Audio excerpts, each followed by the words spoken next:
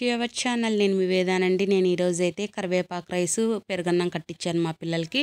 కరివేపాకు రైస్కి ఒక గుప్పెడు కొత్తిమీర, గుప్పెడు కరివేపాకు, అలాగ ఒక పెద్ద సైజు తెల్లవాయి కొద్దిగా హాఫ్ ఇంచ్ అల్లం ముక్క వేసుకొని మెత్తగా గ్రైండ్ చేసుకోనండి. ఒక కడాయిలో ఒక పెద్ద గరిటె నిండా ఆయిల్ వేసుకొని ఒక పెద్ద సైజు ఆనియన్ ఇలా కట్ చేసేసుకొని, పల్లీలు మినప్పప్పు మీకు అవైలబుల్ ఉంటే వేసేసుకోనండి.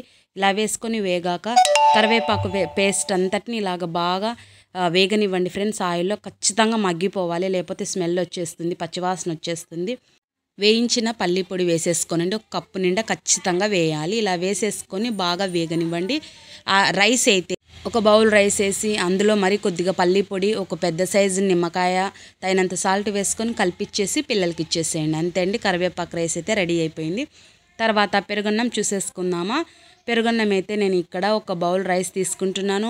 ఒక బౌల్ రైస్కి 2 కప్పుల పెరుగు వేయాలి. ఇలా ఈ క్వాంటిటీతో వేసేసుకొని తగినంత సాల్ట్ వేయండి. కమ్మటి పెరుగున్నా వేసేయండి. 1 డే అయినా పెరుగు, పులిసినటువంటి పెరుగు ఉంటుంది, మరి ఎక్కువ పుల్లది వేసుకోవద్దండి.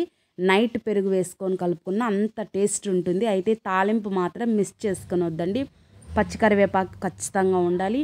ఆవాలు యాజ్ యూజువల్ కొద్దిగా 1 స్పూన్ ఆయిల్ వేసి, ఆవాలు వేసి, పచ్చికరివేపాకు వేసేసి తాలింపు వేసి ఇచ్చేసేయండి ఫ్రెండ్స్. చాలా బాగుంటుంది ఈ రెండింటి కాంబినేషన్. మరి ట్రై చేయండి, ఖచ్చితంగా మీకు నచ్చుతుంది. మరి ట్రై చేస్తారా ఫ్రెండ్స్? మరి నచ్చినట్లయితే లైక్ చేయండి, షేర్ చేయండి, సబ్స్క్రైబ్ చేసుకోనండి ఫ్రెండ్స్.